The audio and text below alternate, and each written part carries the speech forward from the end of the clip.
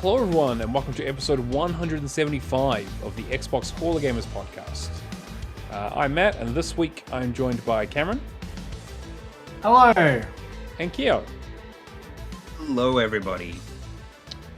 We're back. We took a bit of a week off. I was been away for the last sort of 9 days in Bali, and plus this week at work, so scrambling a little bit. Haven't been able to play too much, but I got a few things to talk about. But there's plenty of news, that's for sure.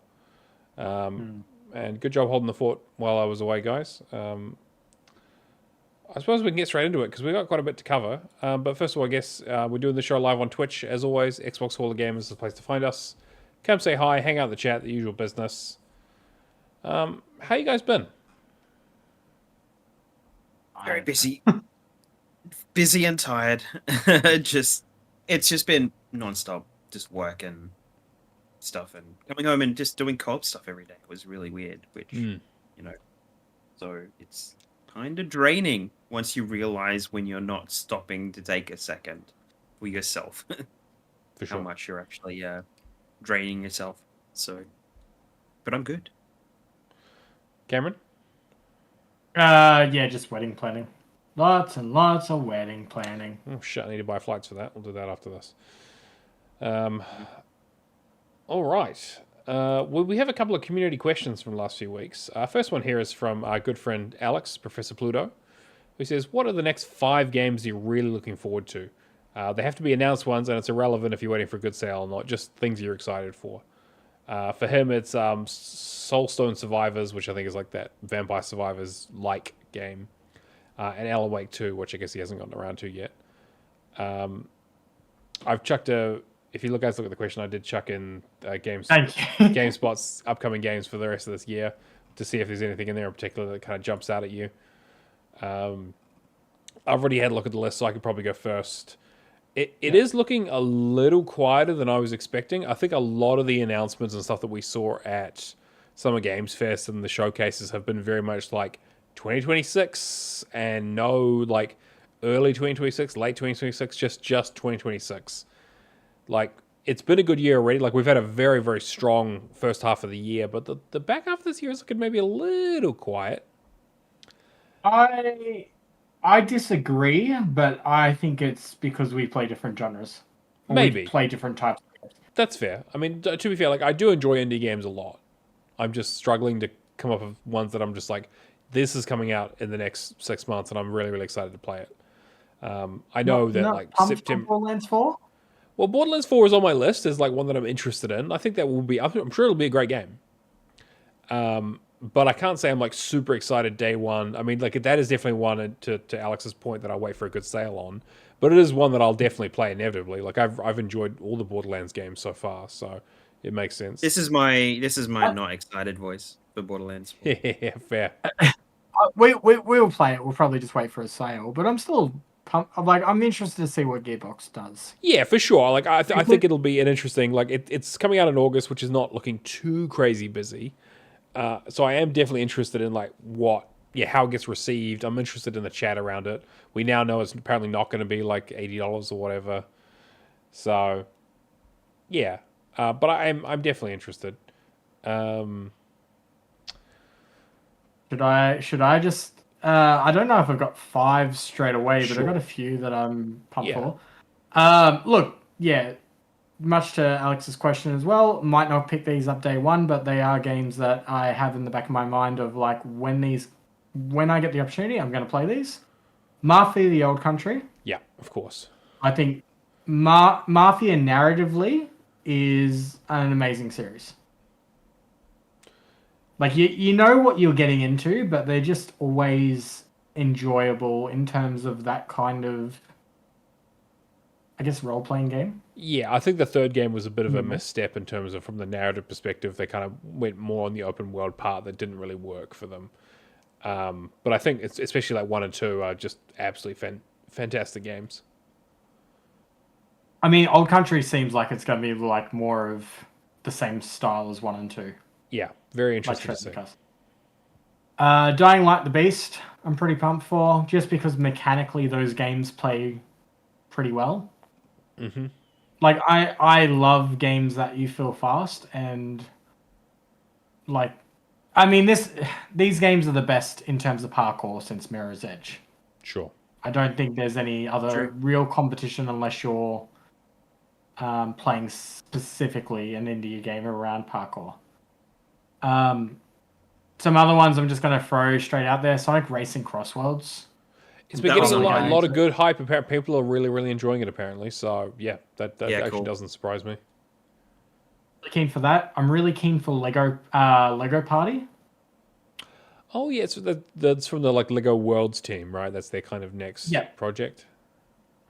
So, if you're telling me we can have like an IP that runs like Mario Party, but on all platforms, I'm really hoping that does well. But everybody that's talked about it so far in terms of previews has said it's amazing.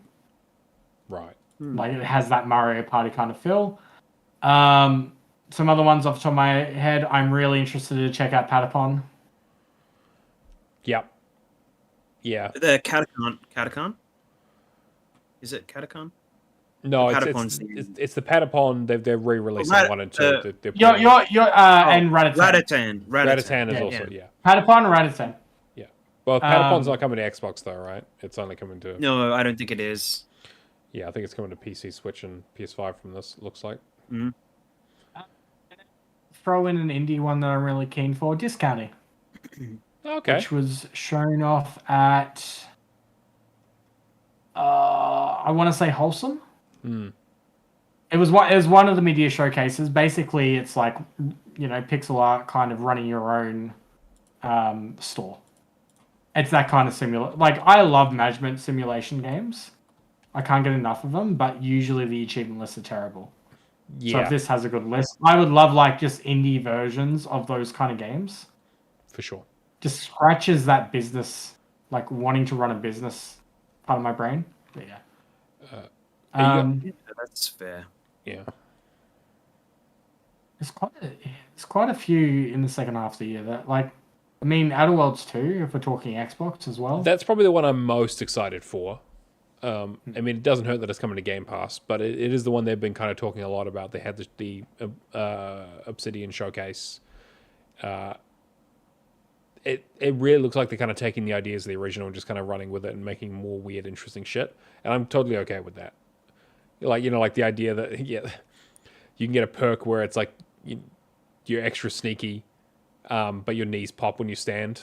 When you get out of crouch, so enemies can hear it, is like really, really like things like that are the things that made New Vegas and the original Fallout's like such interesting kind of things where it's like it's not necessarily you pick an upgrade and it's an upgrade. It's like interesting trade-offs and kind of ways of playing a game that kind of can make interesting synergies to kind of make your experience a bit more unique. I want to list a few other ones like just quickly off the cuff as well. Where was it? I just saw it. Indiana Jones DLC coming out in September. Came for that. I just went past it. I mean, there's Gears of War, which I'll probably play the campaign, but I'm not so interested. I got a code for it, so I will probably play it depending on what the list looks like. But I'm not like super pumped for it because I mean, it's their second redo of that game, so. Well, hopefully it's a proper redo, but I mean, there's not too much they can redo without remaking. So, yeah, it's just one of the weird ones where it's just like, it's this close to beating a dead horse, but it's such a good game that it's good that it's coming to like other platforms. So, yeah. Shadowless Edge, I definitely want to check out. Yeah, that looks ridiculous. Yeah. Kia, do you have anything in particular? Of the standouts, I would probably just say like Ninja Gaiden Ragebound and Shinobi Art of the Vengeance would be the two really, really big standouts I'd probably be looking for. But like outside of that, like I mean, maybe Wu-Chang, Fallen Feathers, just to see if they can change the formula like the Dark Soulsy kind of Yeah. games a little bit. But yeah, so yeah, not too much more other than that. So Metal Gear is a big one for me. Obviously, I'm very interested in that. I want to definitely mm, see how it's received before I pick it up. Like, it's definitely not like a day one for me, but I am a huge Metal yeah, Gear fan, so I probably will grab it at some stage, assuming the list isn't ridiculous. But Metal Gear Solid 3 is it is the best one they made, both mechanically and I think from a cohesive plot. Like, it actually kind of makes sense. Although I do have a real love for the original too. Um, and Hell then is maybe just Little Nightmares 3. Oh Actually, yeah, that's true as well. Yeah, I'm interested to see where that Mm, lands because yeah. I really enjoyed the first two games, but now it's different studio. They're adding co-op. It's kind of a little bit of a different thing. So I guess we'll see. Um, the what You're gonna say Hell is Hell Us? is Is Us is that what probably you're the one looking I'm for? most interested in, as from like I don't even know what the fuck that is, Mm, but it looks really interesting. mm, Yeah, kind of double A game, but with kind of like no maps, no quest markers or anything like that. It's all very much like you just kind of have to learn how to use landmarks and get around in this whole kind of weird Eastern European Soviet kind of thing with horrifying creatures. Yeah, again, it might be like it is one of those games I think is like they're kind of taking an interesting swing on, and it could be a total fucking mess and just be a real pain to play. mm. But I am definitely interested to hear more about it. Yeah, it does look good. I'm only just looking at the trailer now, but yeah, I did forget about this one. It does look good. Yeah. I just thought of another two. Mm-hmm. Demon School, which is indie game Persona. Yes. Yep. Yep. And the other one is Helldivers 2, which is a news article today. That's true. Yeah, they did just announce that the Helldivers 2 is coming to Xbox. Was it late August?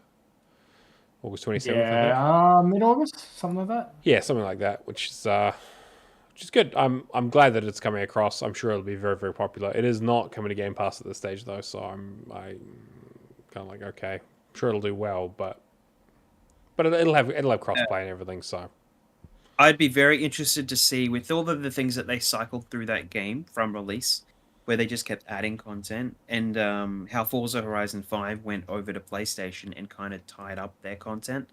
I'd be very interested to see if it was be continuing content or if it's just going to be like a package. yeah, I So see what you're saying. I guess the mm, online nature of that game though is that they have to keep it up to date with what the other players are doing, right? So yeah, but it is a question of like, is this like a true live service move where they're just going to keep bringing out stuff for it? Because they seem but to be pretty consistent. But yeah they put the content from Killzone in it, the Hellgast. Oh yeah, So I mean, PlayStation IPs. yeah, true. So it'd be interesting how long they continue that stuff on too, because there is a lot of community buy-in with that game. Yeah, yeah, but you also just don't get that same level of groundswell when you're re-releasing the game on a new console that doesn't have that big an install base. Like it's just it's not going to be the same. But I'm glad that like it's good that Xbox players can actually play the game now. I just don't think it'll make too much of a difference. Maybe we'll get a Master Chief crossover. You never know. I'm Mm-hmm. I'm interested because that was entirely funded as well, right? Is this like where did this decision come from? This would be a dev decision, not a PlayStation decision, right? I don't yeah, know. I mean, I think like obviously, yeah, like the devs are going to be like, yeah, we want to go on other systems, but maybe this is like a tit for tat thing where they're like, hey, we're bringing things over, we're bringing first party stuff over. Are you willing to loosen the reins a little bit on some of this second party stuff that you've got? Because again, like yeah, you're right, they're not owned by Sony, but the game was funded by them, or at least partially funded. But if this is a live, like, it'd be interesting if that Last of Us multiplayer game actually went ahead, whether it was a case of that ends up on Xbox, but then the Yeah, I Last of mean, Us don't. Sony does seem to be happier to have their live service stuff come out down date on PC at least, which is I think which makes sense because they want to make sure they get as big an audience for that as possible. Like that's what's going to happen with Marathon, right? If it ever comes out, but yeah, how many other games are going to fit that model? I don't know. You know, would Concord's gone? Yeah, like you said, that they're not doing the Last of Us thing, and the other live service stuff seems to be kind of either very, very quiet or not happening. So, Buried in the water. a couple other ones. Directive 8020 is supposed to be coming out this year towards in October, towards the end of the year. So that's the latest Dark Pictures game. So very, very excited for that because it's the space one that looks like it's a mixture of The Thing meets Alien. There's that Digimon game that I know Jake was very excited for. They did Time Stranger one that looks fucking cool. There was a bit of an article about it I saw that was kind of like looking at how it's gonna be one of the big releases for like again, because the series hasn't really had much of a. There haven't been a lot of Digimon games on Xbox, so it's kind of cool to see it coming across. Yeah. Oh, Keeper. I forgot about Keeper. That's the Double Fine one, the Lighthouse. Oh yeah. Completely forgot about that. Definitely going to play that 100%. I love everything Double Fine's ever done, just about. So, yeah. I feel like the second half of the year, there's a lot of games that I'm not really anticipating months in advance. It's going to be like, oh, it's out. Yeah, I like that game enough that I'm just going to instantly buy it. Yeah. I don't have pre-hype anymore. It's like I'm too busy playing other games to. Yeah, I think I'd be happy to ride the hype. I'd be happy to ride the hype if people start like amping up a game real good. I'd probably jump on it. But that's our job. You know, we got to ramp this shit up. You know, we got to be talking, shouting from the hills that people need to play this stuff. We got to be playing the games then, right? So yeah, exactly. Which I think is good. Like I think that's having smaller stuff. And I think we talked a bit about this when we covered the live when we did the live show of the Xbox showcase. Is that Phil Spencer was like, yeah, next year we've got announcements for like Forza and Halo and other stuff coming up. Yeah. But they didn't have anything to show at the showcase, so it's like it really feels like they're keeping their powder dry for the AAA stuff for next year. Because even like my favorite thing of the show, the Clockwork stuff, is like no release date on that at all. But yeah. I really think next year is going to be like powerhouse of nostalgic kind of hits if they're doing Halo CE and Forza and Gears. Yeah, whether it'll work out or not, I don't know, but I think there's definitely going to be a lot. Yeah. It's crazy to think though, and from a nostalgia aspect, if we got Halo, like if we're getting Halo announcements next year, potential Forza Horizon, we're getting Gears E-Day or 2027. Now that's got to be next year, right? I feel like I think it's got to be next year. I think they're going to line all these ones up to be like, this is a nostalgic year of Xbox. Xbox first. They'll have Fable. Yeah. They'll have Forza. They'll have Gears, and they'll have Halo. I'm almost certain you've said this before when we thought Fable was coming out 3 years ago. I feel like I'm getting the deja vu about this. Look. A clock is right twice a day. A broken clock, yes. A normal clock, usually a bit more than that. But yeah. One also I just wanted to shout out before we move on. Silent Hill F. I'm excited for it, but it's only PS5 and PC, isn't it? Well, I'm not sure at this point, right? They didn't. I think it's listed. Oh, well, the listing I just saw that you had PS5 and PC. I believe it is coming to Xbox, but I don't know if it's day and date. Yeah, didn't it have like some kind of rating issue or something? Or then they announced. It might be. Sorry, you go. I'm gonna actually check. No, I feel like it did have like it went through the rating issues where it wasn't getting released in Australia or something, and then we saw something about Xbox. Like it took a while for that to come out. Yeah, it does look like it is. At least it's for sale on Xbox.com, so it is apparently coming to everything, which is great. And I'm sure I've forgotten a whole bunch of indie games that are coming out in the second half of this year. Oh yeah, obviously. I mean, that's there's always a lot in that space, but I really did want to talk about the kind of bigger stuff that we're. Well, I think that's kind of what Alex was getting at. Yeah. He also asks if we have any interesting obscure goals. He's trying to get the Don't Nod series completion and get to number 2 on the shoot 'em up board for Australia. I don't know, you guys working on any kind of stuff for the second half of the year? Any goals? Any reevaluating of your New Year's resolutions? Splitgate series completion, because they will be 2 of my highest TA. I will Splitgate 1 has gone down, but it has that 1047 Yep. achievement, and that is the highest ratio achievement that I've got for the year. I'm sure that as soon as I get the last 6 achievements I need for Splitgate 2, that will be pretty... Like, I think it's still hovering a 14-15 ratio. Damn. Pretty good.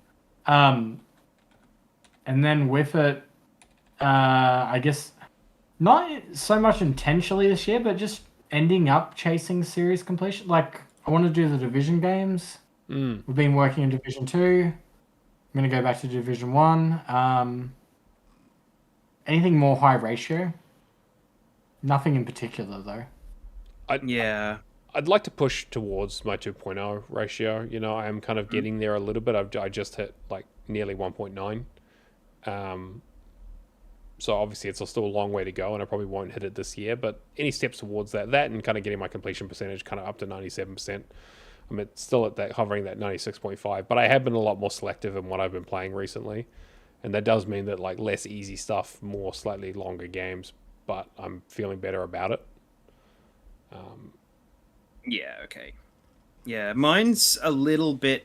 Mine's kind of like a long-running thing, actually. So it's obscure in the sense that, like, I've got this... we've got this Xbox friend, me and Todd, that we play with every now and then, every 6 months or so. He's an American lad, so... and we kind of have this yearly goal. We change our goal, like, every year.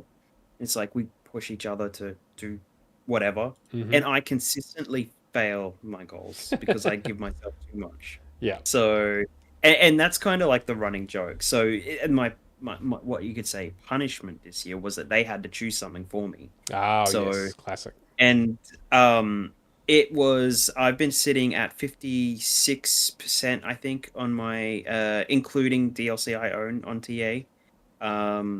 Overall, and the goal is to get to 57% by the end of the year. And I consistently sit between 200 and 300 achievements to get to the 57% goal. That's because I'll get down to 200 and then start a bunch of games that'll take me back up to 300.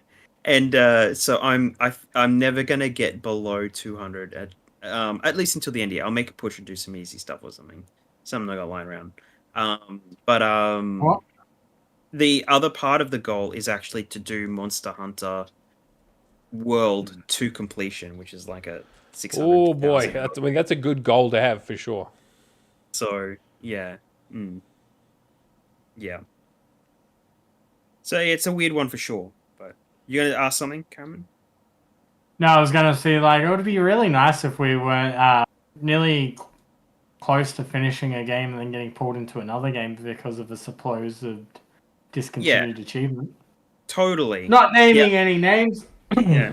I think we worked out that if I finished 70% of the game, of a new game that I started, it would mean that I would be on par with not giving or taking on the percentage. So, but it's still a lot, right? Yeah. So, yeah. But yeah, hopefully that answers your questions there, Alex. Thanks for writing in. We do also have one other question here before we move on from Shane Firehawk. It says, if achievements you earned were snacks, what do you think would give you the worst heartburn? I think basically the entire of the Halo MCC is the perfect analogy for this, because there's a shitload of achievements. Most of them are bite-sized, but some of them are way spicier than you're expecting. You know, it's like, oh yeah, collect some skulls, get some terminals, you know, blah, blah. And then it's like, hey, how do you feel about speed runs? How do you feel about like getting 10 fucking gamer score for that shit? For finishing Halo 2 in under 3 hours on Legendary? It's like, you motherfuckers, how could you do this to me? I want to use Splitgate 2 for the moment because there's no tracking for any of the achievements. Ugh. It's like looking at a perfectly nice burger and then not suspecting how many calories it actually has. Yeah. And then just regretting every life choice that you ever had after you've eaten that burger. They use full fat mayo. It's the Burger King problem all over again. I'm like, man, I would murder a BK chicken, and you put it next to a Big Mac, and you're like, why is the BK chicken 1,000 calories and the Big Mac only 500? How the fuck did you manage to do that? Wait, they got a syringe full of butter? Exactly. Yeah. It's like, how do you make food taste good? It's salt and butter and fat, and it's like perfect. Yeah. Man, I'm fucking. Mine was actually from Brink.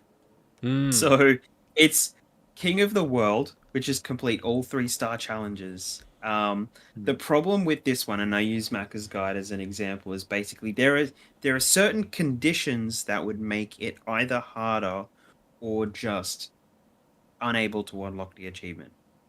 And the difficulty of some of them, because the difficulty scales, so you must play by yourself if you want to unlock the achievements, because co-op won't work for it. Starting a new character to do the challenges starting at rank 1 will make it easier to do the challenges.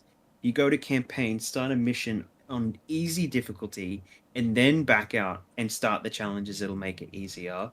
And then all the challenges must be done on one character, so you can't make a new character, and you'd have to do all the challenges again. And then you've got to complete the challenges 3 times. The difficulties don't stack. So 1, 2, and 3-star difficulties. And as you do them, if you have to go through the challenges multiple times, it gets harder. So I'm suddenly having PTSD remembering that fucking game now. Now that you bring it up. Yeah. I like how the first thought I had was just enjoying the nice state, getting halfway and just going, I have food poisoning now. Yeah, it's like exactly. Like, this is going to come out of both ends. Yep. Yeah. But yeah, hopefully that answers your question there, Shane. Thank you for writing in. How's that? Yeah.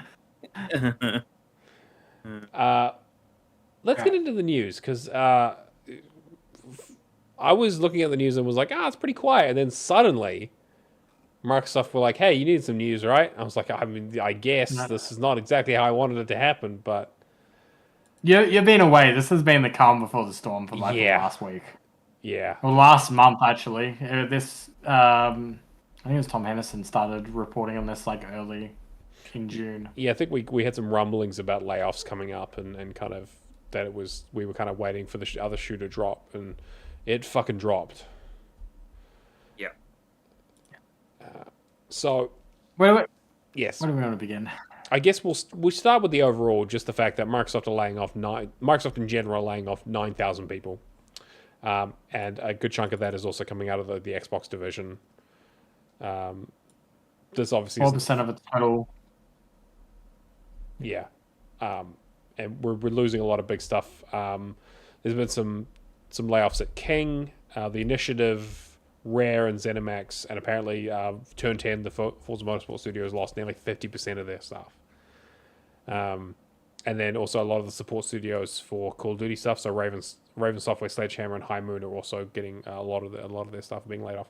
We don't have exact numbers yet. Like, this only broke like yesterday. So it is the stuff's still coming in, and I'm sure we'll see some impacts and some statements and a few other bits and pieces. But yeah, we can probably get into like the actual knock-on effects of this currently, but yeah, I don't know. I mean, this isn't the first time we've seen Microsoft doing layoffs, but it is definitely one of the bigger ones, biggest one for the last few years, I think. But yeah, it's the fact that some of these, like, this is like, we can talk about the projects that it's I guess that's like, so the Initiative, for example, which if you don't know is was Microsoft's Santa Monica studio, competing with like Sony Santa Monica. They apparently poached a lot of that talent, had a big tie-in with Crystal Dynamics, and they were the ones working on the new Perfect Dark game that got shown off last year that looked actually quite good. Looked really interesting. That's the most disappointing thing, because I was really hoping that it would strengthen their relationship with Crystal Dynamics. So, because like I was like championing them buying them out as a good studio, because why not, really? They have good teams. So, but yeah, so it's done basically. They've decided that they're going to wind it down.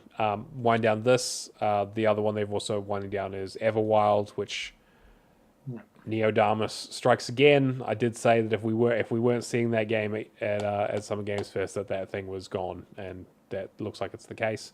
Rare is, I don't know what's happening over at Rare at the moment, but I imagine probably nothing good. I imagine the Sea of Thieves team is probably doing okay, but anything related to new stuff that they're working on, like this and other projects, is probably just gone.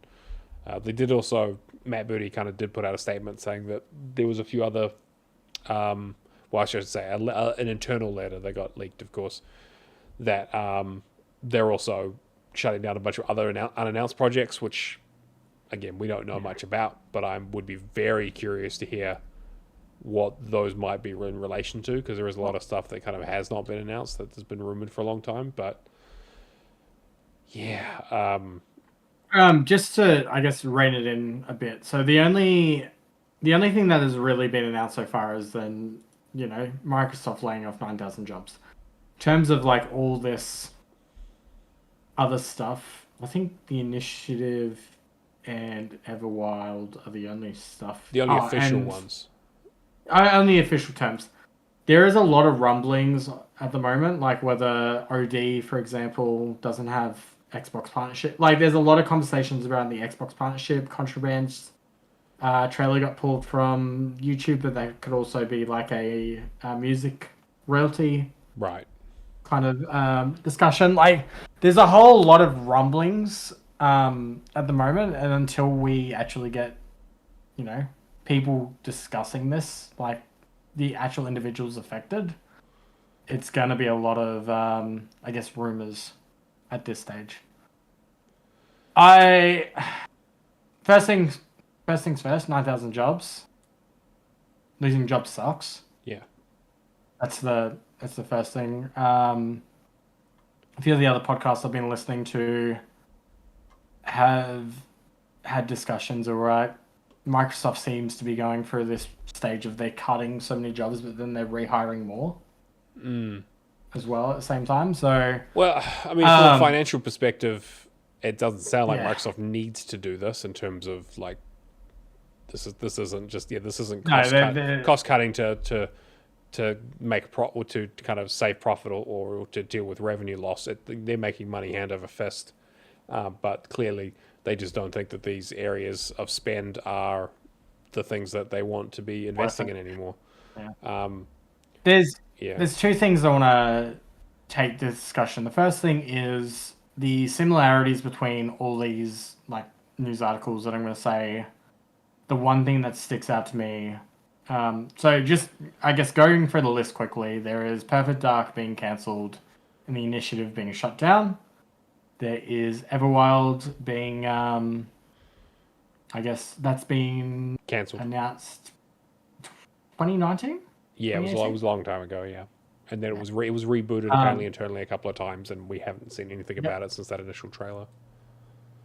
ESO developer ZeniMax had like a MMO based on a new IP that was, from what it sounded like, pretty like space related. Yeah, the rumor was that it might be a Starfield tie-in or something along those lines, like a Starfield universe online kind of thing to sort of pair off with the fantasy stuff from Elder Scrolls. Yeah, which apparently those were the main announcements. Yeah, and so that's also not happening. That unannounced IP is basically just getting shuttered, and their lead guy at ZeniMax for Elder Scrolls Online is leaving after 18 years. There was what's his name from Rare? Yeah, Mabel. There's definitely some high-profile people who are either leaving or being pushed out, which is not super surprising, right? Especially if you have a project that you are championing, that you've put a team together for, and they're getting laid off, that project's getting cancelled, then you probably don't have a lot of goodwill left for the company, and you want to go off and do your own thing, or just like in terms of the guy from ZeniMax from Elder Scrolls Online, he's been there for 18 years, like. Yeah. Sometimes you're just like, well, time for a break, time to move on. You know, this is the sign. The games industry is in a very rough place right now in terms of everything. To be honest, I was going to be like, oh, in terms of like, you know, hardware costs and price of games, Not games big, everything. but it's fucking everything. So I wanted to bring up Kyo. I mean, we were discussing this pretty openly the other day. Blindsided by this announcement. Yeah. Like in terms of like, we knew people were going to lose jobs across the board, but I didn't think like the initiative of that would close down. Yeah. The one similarity I see between all these projects is they're just, I mean, Perfect Dark, for example, there's a lot of rumors going on around that just being a vertical slice that looks pretty good, but no progress was getting done. Yeah. And then discussions of like, well, if you get a whole bunch of high-profile developers in a room and then there's not one person really leading the ship, then what happens? Yeah. Yeah, and I mean, like, Perfect Dark was obviously, we were all pretty excited when we saw the trailer. We were all very surprised by it because at that stage we were pretty sure it was going to be cancelled because we hadn't heard anything about it since its inception, other than that it was going to be a quadruple A game. And now, you know, it seemed like things were moving in the right direction, but I guess, you know, the appearances can be deceiving. Hopefully we hear a little bit more about like what the fuck was going on.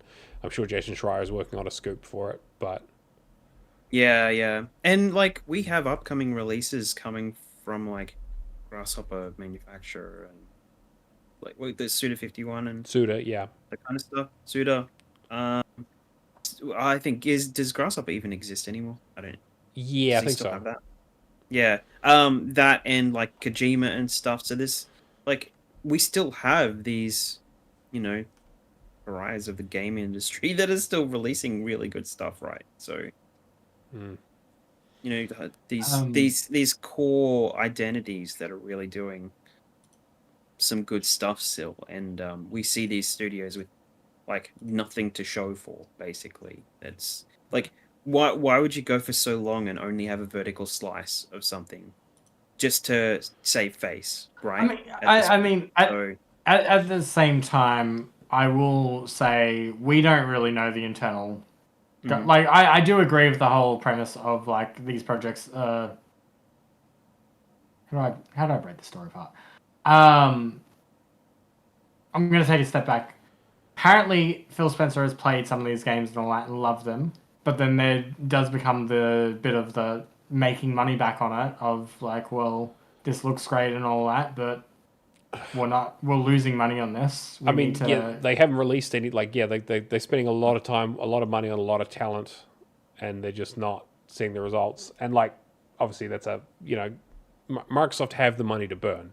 Like that, I think that they always want to come back to that, where it's like Microsoft still make profit hand over fist with just about everything that they fucking do outside of hardware. So for them to be like, oh, this is too expensive for us to do, like that's the thing that irks me though, because you can see it in current day Microsoft, because they wouldn't have closed studios like Tango, that were Hi-Fi Rush was, won so many awards. If they wanted those kind of studios around, they could support them. It's just they need to make that line go up for investors. And I really think it is that thing where there was a lot of talk around the Activision acquisition that the amount of money they were spending there was kind of getting them a lot of attention from Microsoft overhead, as opposed to just Xbox, and that Microsoft were going to have more of an involvement with the management of that, and kind of looking at like, being counting and having more accountability on that front. Because it's like, if you're going to spend $70 billion, you best be earning that back real quick. And it sounds like, yeah. I mean, the other side of that too is, we've had discussions in the past of like internal rumors going around, like, we may as well just close the Xbox division if we can't make hardware sales and all that. And then, thankfully, Game Pass and all that kind of bounced that stuff back, but there have been a lot of talk. Yeah, there's definitely been talk around like shutting down Xbox and kind of being done with the gaming division because it just doesn't make enough money. And And That was the other thing too. Like we haven't really seen anybody. There's a lot of rumors going on of like, oh, hardware must have had so many people accident. Apparently, not really. I mean, hardware is they've been winding down hardware for a long time, but I guess there was talks around the Xbox dedicated handheld that we talked about a few episodes ago. Apparently, that's been like put on the back burner, or maybe even outright cancelled in favor of just kind of going ahead with this ROG Ally stuff. I just want to point out something Zach said. Microsoft has money to burn. Example one, Redfall. Zach was saying in the chat. I do think if you acquire a studio though, and it's kind of like already at such a stage that you just go, all right, well, okay. So the other thing I want to point out with all this other stuff too is Microsoft has to start taking some accountability for their overhead. Oh, 100%. Yeah. They need to be like, all right, well, I mean, I guess on the other flip side, this might be them taking that accountability now. Of like, well, Everwild's been rebooted like 2 or 3 times. We can't just keep losing money on this. We're gonna have to call it. Yeah, well, exactly like what you were saying with like Redfall. They took on Redfall and then gave it kind of like, you know, let it work its magic into this, you know, magic in air quotes, yeah, into existence. When they created the initiative to do what it was supposed to do, and it ended up doing nothing. that is the thing, right? Where I think we're getting to the stage where, and we had this when the Bethesda thing happened, right? Where we were like, okay, cool. Mm-hmm. What was it, that fucking game Bleeding Edge that came out when they acquired Ninja Theory, for example? And everyone was like, oh man, Microsoft putting out shit games immediately. And it's like, no, Bleeding Edge was a game that was in development when they were acquired. Like, it's a little bit of a different scenario. We're now several years in, and like, most of these studios have been established in Xbox for a long time. Rare in particular has been there for fucking ages. And like, yeah, to not have any output at all. Like, not to say that the games are underperforming, but they just don't even exist after years of development, years of very expensive development. I can understand someone tapping. I can understand Nutella tapping Phil Spencer on the shoulder and going, "Look, you need to get this shit in order because like this is we can't have this on the books for the next 3 years with no results."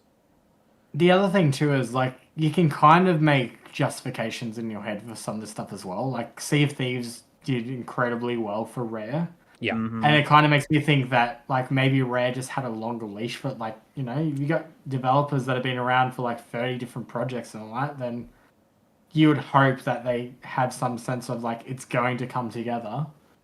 Yeah. But I feel like with a lot of Microsoft stuff now, it's just like, nah, if you can't give us a solid roadmap. Yeah, well, I think another one is Halo Studios biding its time. Like, they renamed themselves again, and this is just like the writing on the wall. I don't know. Yeah, I am really I'm pretty worried about what's going on over at Halo Studios because, yeah. I mean, again, a lot of the stuff is rumor, right? But of course, as these things happen, a lot of people lose their jobs. People get angry. People talk about things they're not supposed to talk about. There has been quite a bit of chat around how apparently Halo Studios is working on 2 things. The smart money would be on the supposed Halo CE remaster or remake that's going to come out to PlayStation and everything, and then the next Halo game. The next sort of, you know, mainline Halo game. Apparently, the next mainline Halo game is struggling. We're not all very, very rumored, but that there's not been a lot of development in that space, and that's part of the reason why it didn't show up at the at Xbox Showcase is because they're behind and they don't have anything to show yet. We kind of saw that they're moving to Unreal and kind of those kind of tech demo-y stuff where they showed off what they could do with environments and bits and pieces. So they're obviously working on something, but yeah, I really, considering how Infinite went, I am very worried about what's happening over at Halo Studios, especially with these cuts and the fact that they're probably getting a lot of eyes on them, considering they have what is, you know, the Xbox IP in their laps. I want to there's wanted to talk about like turn 10 and that as well. Yes, absolutely. Like turn 10, 50% loss is terrible. I kind of just keep having this thought, and it's pure like speculation of like, were they just keeping them around for Forza Tech? Yeah, that's pretty much what Like I thought with that. Like, just the Forza Tech stuff is, yeah. Yeah, I was wondering 50% is drastic. who is tinkering and what were they doing outside of playing with their toys. So, I mean, I guess for those who don't know, the way that we understand it is that the Horizon games are a co-development between Playground Games, who basically build the games themselves and environments and all that kind of stuff, and then Turn 10 with a lot of that sort of technical work that they do for the Motorsport series, apply that to the Horizon games. And that's kind of their contribution to it. And so, given that Motorsport did not do very well, I'm not overly surprised. I don't think that they're going to get another bite of that apple, if you get what I mean. Like, I feel like it took them that long to get Motorsport out. It didn't perform. What do you think Turn 10 was going to do? Like, they're not going to get another Motorsport out. They're not going to get to a Motorsport 2. You know. Well, the whole plan with Motorsport though wasn't to go to a Motorsport 2. It was turn Motorsport into a live service kind of model. Yeah, like a platform, which is why they didn't put a number on it, right? That's why they rebooted it, basically. So, I'm in two minds. I'm several minds about it, because is it a case of like, all right, the game hasn't performed to expectations from what our understanding is. Is this just downsizing the studio post development because it's like, all right, we'll still do regular updates, but they're going to be much less frequent now. We're going to still support this, but it'll be a minimal term basis. Compared to that, or is it just purely they're around to support Playground when it comes to Forza Tech? Because Playground is shining. If they can put out Fable and it works, then I reckon. Yeah. There's a couple of things with that. I don't think Forza Motorsport could ever go to PlayStation. No, I don't think there's any appetite for it. At all. And Forza Motorsport this time round mirrored Forza Motorsport 5 so hard, in the sense that they built it to be self-sustaining, and it's basically just whittling out and you won't get anything from it. So Forza Motorsport 6 was so much like, I think that was the pinnacle, and then it just, like, everything around it is the apex, you might say. Yeah, I was going to say the shame is now that, sorry, just to close up Motorsport. The shame is now though, Motorsport is in a really good position with all the updates that it has had. It's just the fact that it just released, if it had probably another 6 months of development time, I think it would have been a much bigger hit. I mean, but it was in development for so long that like they had. That's my other question though, of like, why did we have a stage where the games were coming out on like every 2 years, roughly? Well, that was the dream. I don't think it ever actually happened though, right? Like that. I think that the thing was that COVID is a big part of that, right? I think that kind of launching a new console during COVID kind of fucked up everyone's timelines in terms of like hardware and software and development and everything. But I think it was more than that, right? I feel like that was something that rocked the boat in a way that they were like, okay, cool, we're 5 years on from that now. But we have so take us back to the Xbox One generation. We had Forza Motorsport 5. It was 2013. We had 6, 2015. We had 7, 2017. And then we had an 8-year gap. Or 7-year gap. Yeah. Like that's almost a whole generation. Like, it's crazy how long that gap was. I'm sure with a lot of this stuff too, like Xbox is thinking, well, we should be delivering software now that is going to make our money back for this generation. Yeah, and I think to Kyo's point, if it's a piece of software that they don't think is going to do well on PlayStation, then it's like, then I don't know if we want it. Like, it doesn't. The books don't balance as well as they used to when you don't have a focus on your own console and you suddenly have a new market that you need to consider. Yeah, and if I have to map my steering wheel to controller mode in a sim racing game that has dedicated functions for a racing wheel, and I still have to flick it over to the controller mode Mm-hmm. to get it to map to my steering wheel, like what the fuck is going on there? So like, Yeah, where are they dedicating their time to nail things down? So like, yeah, it's nuts. Zach, basically, Zach in the chat there says that Microsoft needs Forza. I think they need Forza as a thing, and that's why I think Horizon doing well on PlayStation is why Turn 10 still exists. Because if it didn't, like I think that. So the problem is you have much better simulation racing when it comes to PC. Like that dedicated fan base is on PC. Yeah, they're not even on PlayStation. Even I think even Gran Turismo underperformed, right? Like I think that's again they also have big gaps. I think that sim racing genre is just not on console anymore. Well, the people that are into sim racing, they spend their 3,000 on the complete setup and all that, and then they have their what is that game on PC, Keo? No, I know some people get into really iRacing. You mean iRacing? That's it. Yeah. And that's all they ever play. There's just some people that build their rigs like that. That's that kind of audience when it comes to this. Yeah, You don't they really build have their the rigs to casual- accommodate. They build their rigs to accommodate for that game, basically. So yeah. I mean, then you've got a set of Forza and all that as another alternative. But I mean, Forza Horizon succeeds because there's nothing in the genre like of arcade racing quite like it. Yeah, it's a nice blend in a way that I think is very agreeable to people like me, who enjoy arcade races and like a little bit of like realism. And like I really enjoyed like Forza Horizon 5 is a great fucking game. Outside, like the Eliminator, notwithstanding, is a personal thing in terms of like a game mode. But as a game, I think it's fantastic. And if the old ones were still playable and like completable, I probably would go back and do some of them. But yeah, it's.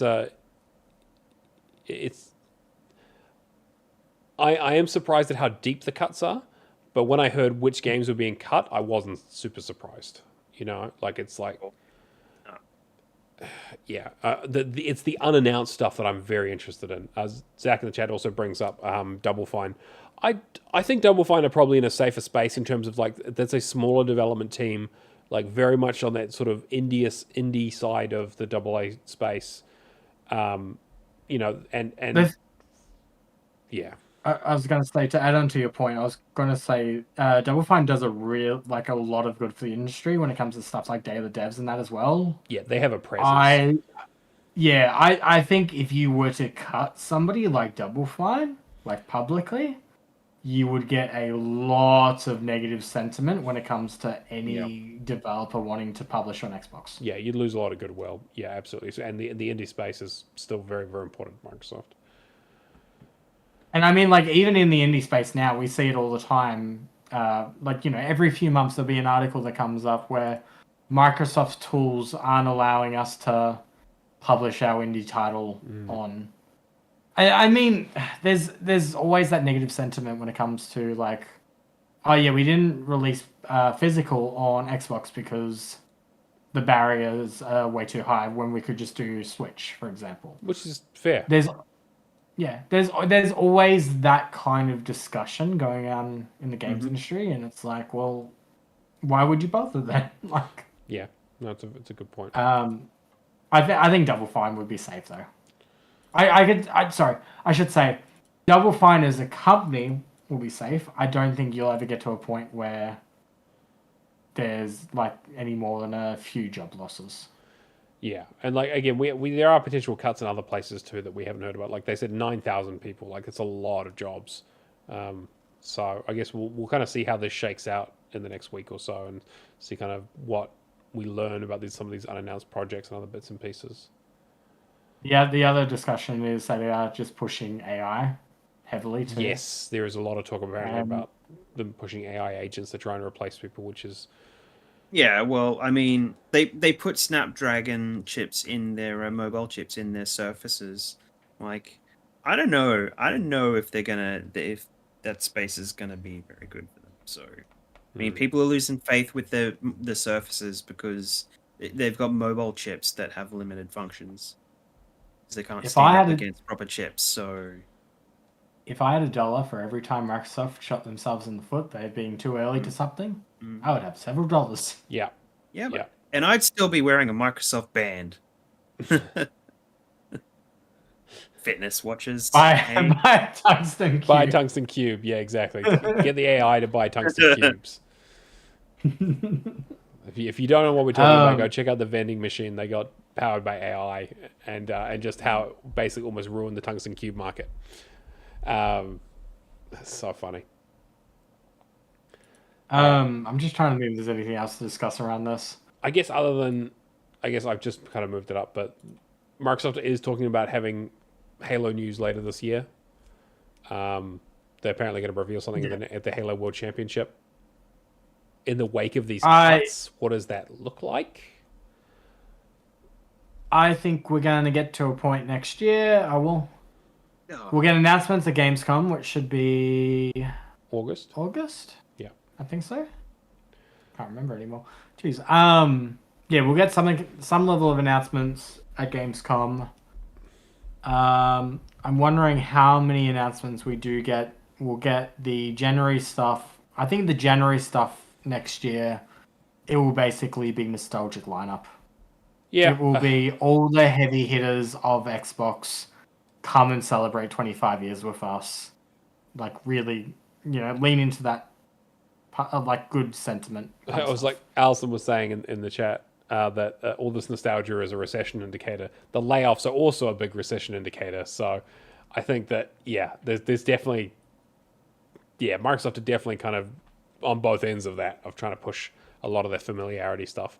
It is a little interesting that there's talk around like a Halo announcement at the Halo World Championships in October, when it's like, is that because it's a smaller announcement and it's something that, the rumor is that maybe it's that Halo CE remaster, so like nothing, like not in the next big Halo game, or is it that the shit just wasn't ready for anything to say anything about right now? I think the cynical man in me, sorry to cut you off, Kate. The cynical man in me believes that we've got COD now. I feel like COD is always going to really dominate the conversation. Like, COD's going to be October, November. It always also, is. none of us said COD as an anticipated coming game this year. Just want to point that out. I literally didn't even... I feel like if I'm working with... That's the ride the lightning. What is so yeah. If I'm working the PR and all that, it seems a bit too much on the nose if I bring up Black Ops. But I'm just from my perspective, I literally didn't even think about COD coming out this year. Until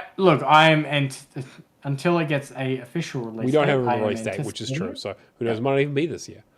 But yeah.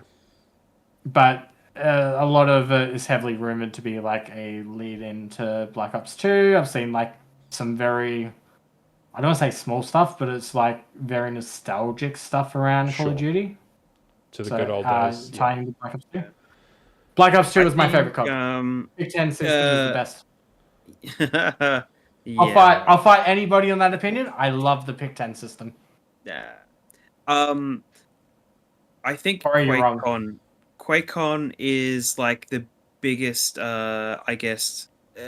announcement thing, like that they really get a lot of buzz at QuakeCon for these announcements. Yeah, they do like and I think having stuff like Halo news at a Halo event is something that they can build on in a similar fashion. So if they can really pull something off with it, that would be good, and like just try and build it up again in that sense. Because we don't get Call of Duty announcements at a Call of Duty tournament.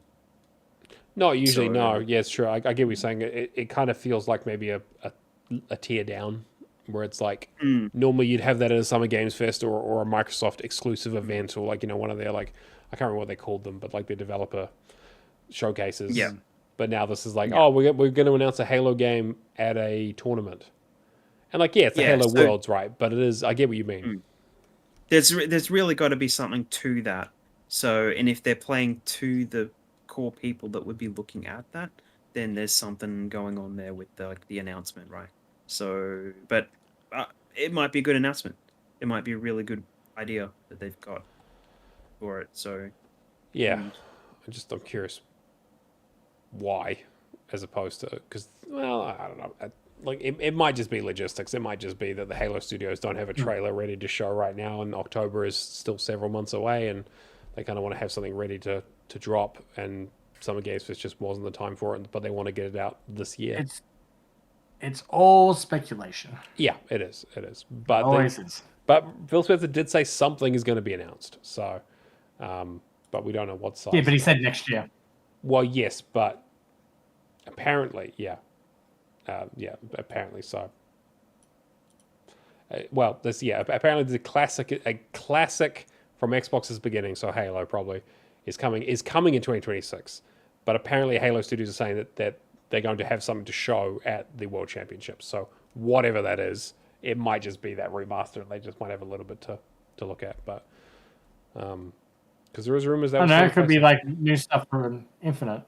Could be. I highly doubt it, but it could be Infinite coming to. It could be Master Chief Collection coming to PlayStation. Like it could be something as simple as that. Actually, that would probably be where I put all my eggs. Yeah, I can definitely understand that. MCC coming to PlayStation would make a lot of sense. Do we just want to breeze through some of these other ones? Yeah, let's go for it. What do you want to go first? Firebreak? Firebreak's probably a good place. Quick, yeah. So Firebreak devs are optimistic for the future despite launch troubles. Remedy had hoped for a better launch with its Xbox Game Pass newcomer, but the team is excited for the future. This also launched on PlayStation. On the Plus catalog. Plus? Yes, it did. It is Plus. Okay. Yeah. Every single time I keep on forgetting it's called PlayStation Plus. I think it's something else. Well, they've done a bunch of PlayStation Now, PlayStation this, PlayStation that. Yeah. They have. Yeah. Basically this article goes on to say that sadly hasn't made the cut yet, despite being set in the fantastic Control universe and offering some great gameplay mechanics. Players have heavily criticized the lack of content and repetitive mechanics. We aren't naive. We had hoped for a better launch, but the team was super motivated to continue building the game and responding to player feedback. The team had received a wealth of player data and community feedback, which will inform their decision making. So that Remedy reads all the feedback and is actively talking with players online about the game. I don't really know anybody actually playing this in the moment. Yeah, I tried it a couple of weeks ago, remember? Yeah. Pretty mediocre, I guess. Like, very mid. So... I mean, this was always going to be a bit of a reach for them, right? Like, it's the first time they've done a multiplayer game like this. It's a small team. It was very much like an incubation project that they want to do an experiment with. They self-published it. And apparently they got like 1 million players on Game Pass, but in terms of like Steam launch, like numbers are really, really bad, like in the triple digits in terms of like active player base. And for something that is a live service, that is, again, they're not heavily monetizing a live service. They were very upfront about that. But it doesn't sound like the game has a lot in terms of content legs, which is kind of a death knell for this kind of game. The best way I think, describe the game from my experience would be looks like Team Fortress, but is like task-orientated. Oh, okay. So the characters and the way things move around kind of feel very Team Fortressy, kind of. Mm-hmm. And then you've just got these like tasks throughout the levels you have to do that only last like a few minutes sometimes. So so there's not a whole lot to do, and it's maybe a little bit too quick to kind of push through the levels and stuff like that. So it really needs like little bit more developing into a proper form factor in terms of like keeping one group that randomly goes in to play a level can stick around together for a lot longer instead of just disappearing and never see them again. Yeah. There's no camaraderie there. People are just coming and going every 2 minutes at a time or whatever. Yeah, I mean, it looks like we get a group together and might have a good time with it, but definitely sounds totally. I don't know. 15 to 20 hour completion. get with your friends and have a good time kind of thing. Doesn't really scream online like multiplayer long living community like Helldivers or something like that. That's another sort of PvE style game. Yeah. I'm just having a look at the roadmap too. There's nothing really that excites me there. Yeah. I mean, I probably will jump on it because I mean, apparently it's not overly difficult. So maybe we get a group. I mean, if this is any other game, I would not be interested. It's only because it's Germany. Yeah, exactly. That's true. But it's on Game Pass also, which I think is also like if it wasn't on Game Pass, I would just completely skip it because it's just not my kind of thing. But the fact that it's free, quote unquote, but it is a bit of a shame. Do you want me to smash through some of these other ones? Go for it. All right. Microsoft veteran believes Xbox hardware is dead. Founding member of the original Xbox team, which I believe... Where is it? Laura Fryer believes Xbox hardware is dead and has questioned the future of the Xbox brand in a new video. She had shipped numerous games as an executive producer and became the director of the Xbox Advanced Technology Group before leaving Microsoft in the late 2000s. In a new video, Fryer discussed the future of Xbox, the reveal of the Asus ROG Xbox Ally handheld and Xbox Play Anywhere. We need a ARXA. We need an acronym. Or something. Yeah. We need some kind of acronym. The Xbox Ally, yep. Yep. She also believes Xbox has no desire to ship hardware anymore. Which is not untrue, I think. I think there's this coming generation does sound like it's going to be Xbox's last one in terms of hardware.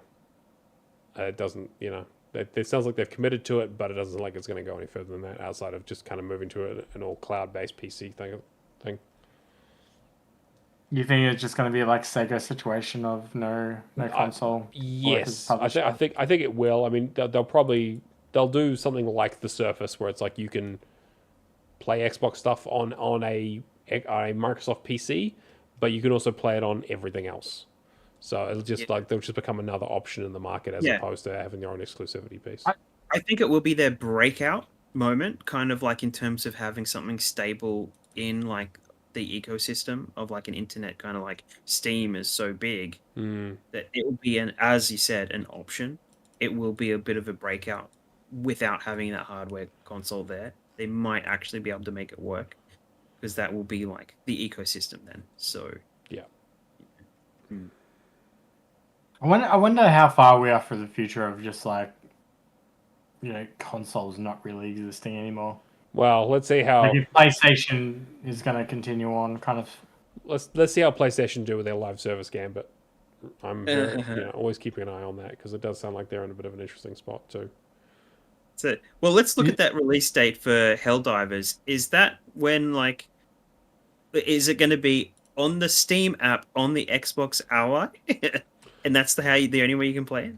I mean, you could right now. Coming to Xbox, technically. Yeah, exactly. Yeah. All right. So we talked about Helldivers 2, so I'm going to skip over that one. EA is shutting down Anthem servers in 2026. Early 2026. It's like January. January 2026. So me and Keir need to get on this. And Matt said he's going to start the game. I did not say I was going to start the game at all. I said I own it and I'm considering it, but I have not currently started it, and I'm debating whether it's worthwhile. He's on a personal mission to complete every BioWare game. I have completed most of them. But apparently it's also being removed from Game Pass Ultimate on August 15th as well. So if you guys are going to play it, probably best to just buy it now. It's always on deep discounts, so just grab it. It's been like $2 at JB if you want to get a physical copy. But yeah, I'll be definitely interested in getting that done. Yeah. The last news story that I quickly included in here was, and I think would very much interest Keto, a Resident Evil strategy game will be revealed next week from Kingdom Hearts co-creator. That is a sentence I don't think I'd ever hear before. That's definitely a bunch of words put together that don't sound correct. It sounds like an AI generated headline. Why is there a Resident Evil strategy game? Why is anyone involved? Kingdom Hearts involved with this? All right, I just thought I'd include this quickly because Kyo loves his Resident Evil. He's a Resident Evil expert. Mm-hmm. Well, I do play I'm still going through a lot of the games as well. Like, I have an active goal that I haven't done for a while. So this is just like maybe add this to the list, but something like this for mobile though. By the mobile games don't last very long. They get shut down. These things, the Kingdom Hearts stuff particularly. So it is troubling that they've actually like pulled something together that is, probably going to be something that won't last very long. But yeah, and we all see like Resident Evil Reverse is dead now. So like, yeah, the multiplayer we had efforts, a good couple of efforts hours. have never gone very well. Yeah. However, like they are getting a lot of the Resident Evil 2 or something? Is it on the Apple Play Store or something? Whatever it is really, really popular, I think. Oh. Like I think it's getting some real like those Resident Evil games that have kind of popped up on the Apple Store are super hot. Okay. Yeah. Because I think even some of them are included if you have like some subscription or something like Apple Play and stuff, yeah. Yeah, like the Apple Play stuff or whatever. I think I don't have an Apple device, so I don't care for that. But they run really well, and they've got this big integration with the Apple stuff. So like, this could be good for them. But like, I don't know, like Resident Evil Survival Unit. There was like umbrella cords for the PS4 that yeah. Like so how is this going to be tied to lore? It's not going to be. It's going to be that Tom Clancy's game that died on mobile. The one that had all the weird like crossover stuff that was kind of like I can't remember what that was called, but I know what you're talking about. Yeah, the ones with that weird cartoon art style. Yeah. Anyway, fun. That's all good. So, but yeah, thanks for including that. I actually didn't see anything about it, so yeah. And this will probably be the last you hear about. I know you love your Resident Evil. All right. Any other news that we want to talk about? Not for this week. I'll be very curious. Again, want to see what's happening with the Xbox stuff. I'm sure more stuff will shake out about it. We'll probably talk about it next week. Game Pass updates. Cameron, do you want to go through those quickly? All right, so available now, we have Little Nightmares 2, Rise of the Tomb Raider for like the 7th, 8th time. I don't know. Yeah, something like that. It's come back. It's the return of the Tomb Raider. It'll be leaving soon enough, but it'll come back again.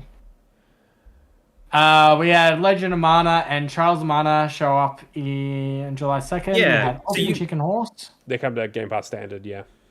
You were really worried that they were going to leave as well. It has been 12 months since they got added to Ultimate. So I was very concerned. So it looks like they're extending it out probably for another 6 months or so. It seems to be when they go for the standard, added them to standard, they extend it out by another 6 months. Yep. Sorry, I was just looking something up. Ultimate Chicken Horse, which I'm very keen for. The Ascent is re-entering Game Pass. Minami Lane. Have you guys heard of Minami Lane? No, it looks cute though. Okay, so Minami Lane is a small, wholesome management game made by a team that kind of focuses on like more miniature kind of experiences. Very popular on Steam. I'm very keen for this. I love anything that's management, like this kind of stuff. Tony Hawk's Pro Skater 3 and 4 coming out July 11th, and we have High on Life re-entering. Did we get a release date for High on Life 2? We did, didn't we? It was this year. I don't think we got an actual confirmed release. Yeah, but it's this year. Yeah. I added that to the question at the start of the show. Yes. Because I imagine it would come out this year, and the only reason I didn't mention it is because I don't know if it's actually coming out this year, but that's apparently what's supposed to be happening. In terms of leaving Game Pass, we have Flock, Mafia Definitive Edition, Magical Delicacy. Is it Char? Char. Yep. Callisto Protocol and The Case of the Golden Idol. If you were to consider any games in that list, I highly recommend you consider The Case of the Golden Idol. I think Case of the Golden Idol is a must-play video game. It is fan-fucking-tastic. Please do not use a guide for it if you can avoid it. But it's not an overly long game. It's like 4 or 5 hours. You do need to get the DLC, but the DLC is also excellent. Case of the Golden Idol was fantastic, and Rise of the Golden Idol, the sequel, was also very, very good. It's a real shame it's leaving. But definitely jump on that as soon as you can. If you have time, I would highly recommend Mafia Definitive Edition because it does kind of meet the criteria for like one of my 10 out of 10 kind of games. I enjoyed it so much that I immediately went to the stack. Yeah, although apparently the stack can be a little glitchy with the achievements, so be a little careful with that. I've been hearing some reports. I would definitely not recommend Char. I will talk about it in just a minute, but don't play that. Flock was also fun. It was a fun little game. Apparently they've made the grind a little easier with a recent update too, so the game's a bit shorter. That's a very cozy kind of game that you don't need to worry too much about. So if you're looking for something a bit more chill, that's the way to go. The only thing I wasn't sure about was Magical Delicacy, because that's the only one on that list that I was kind of semi-interested in. It's been on my play later list on the Game Pass app for ages, but I just never got to it. And no one I know has played it or has any opinions on it. So I'm probably just going to I've only played it. I played it for like 10 minutes. It seemed fun. Its genre is a platformer simulation and Metroidvania. Yeah, the Metroidvania piece apparently is quite light, but it's very like cooking heavy and that kind of stuff, so I'm probably going to give it a miss. The problem for me was like it seems like one of those games that I would enjoy for like 5 to 10 hours, but not enough to get all the achievements. Yeah, that's fair. All right, patreon.com/Hall of Gamers. If you want to help support the show, any amount helps. Patreon is basically a tool that helps us with subscriptions, and we reinvest all that money straight back into the show to pay things like licensing, occasionally for equipment if we can save up a bit of money, and then prize draws when we can afford it. So a huge thank you to Lee Howard, Mikhail KV, Natolinator, Admiral Awesome, Happy Miracles, Kung Fu Skills, Hack and Pone, Cavaliers07, Old Mate Clown, Mace J, Left 4 Legacy, McNulty, and Venoms AU, as he is confirmed in the chat.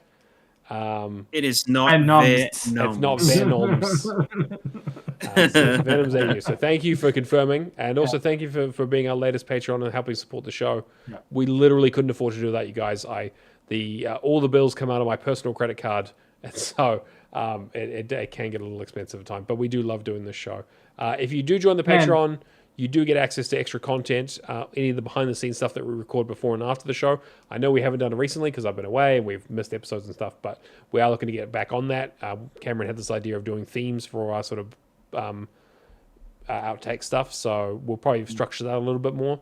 We've also got Lights, Camera, and Action to be finished up, so we're going to be watching Sonic 3 again with my work travel and my the wedding I had to go to and my Bali trip. I have not had time to put that together, so we're going to try and finish that up as soon as possible.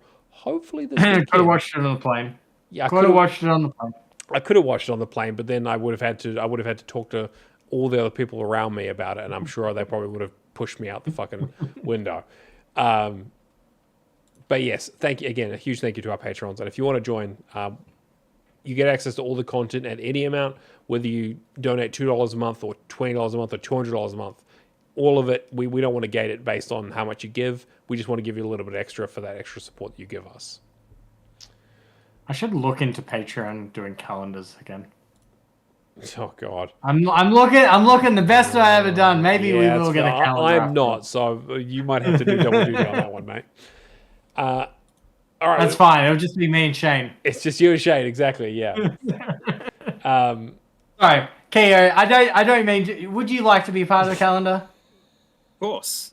I'll be part of the calendar. All right. Yeah, see? Yeah. Team player. Unbelievable.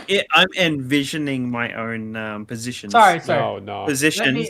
Let me solve this easily. Allison, can we borrow Matt for a calendar shoot? No, you cannot. Like we're all gonna be in a similar space later on in the year. I'm just gonna there might be some incidental camera shoots. She said yes, so I'm just going to have to delete that. Not related to a Bucks party fine. We're gonna, at all. We're going to photographer at the wedding. Easy. That's done. Where's that block button? All right. We also have we're in a new month, and so that means there's a new theme for the bimestral burden. So for July and August, we're doing co-oping. Or hang on, co-coping. No, co-coping. Co-coping. Co-coping. Yeah, it's Co-Copenhagen. And so, it's for you and your buddies against the world. So it's time you team up and play your co-op games. So your Divisions, your Left 4 Deads, your FBC Firebreaks, your Anthems. Exactly. Perfect time to play Anthem. I like how you picked immediately 2 games that you could take away as, all right, this is how I'm going to treat my my co-op partner. Cameron's run ahead, so we're divided. Yes, exactly. Yes, 100%. Left 4 Dead. That's when Cameron runs ahead. Back for Blood. Yeah, exactly. Yeah.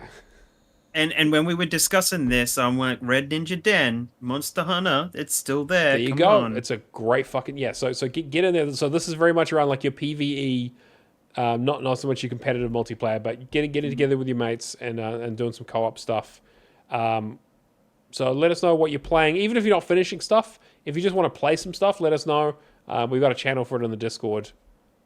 Hit us up. All right, let's get into what we've been playing. I'll go first because I'm relatively quick because again I've been away. I did Char, so again you probably heard me talk about this back in May when I finished the game, and 2 of my achievements didn't fucking unlock. So I got the achievement for 100% of the game done, but not the one for finding all the treasure chests and finding all the cosmetics. So it got announced it was leaving Game Pass. I've been waiting for a patch or something. I've been loading up the game on different platforms, trying it and stuff. Nothing worked, so I literally just deleted my save file, and I sat there for basically 10 hours straight and smashed out one of the achievements, and then I did 8 hours for one of the achievements and another 5 hours for the second one. Thankfully, they unlocked on my new playthrough. There is a nice thing where you can actually start the game in the epilogue, so you can actually skip the story because there are no story-related achievements. So that made it a little bit less of a pain, but I still ended up with like 90% completion to get back to where I was. So I had to redo a lot of stuff. Thankfully, now I knew how the game worked a bit better. It was a little bit easier, but fuck that game. I didn't enjoy it when I first played it. I think that game is a massive collectathon with very little to show for it. I think that the historical elements and the kind of the sort of mysticism stuff is kind of interesting, but not all that relevant. It's just basically just copy and paste open world busy work without any real benefit or reward or interest. So I would definitely not recommend it. I think it's actually a bad game.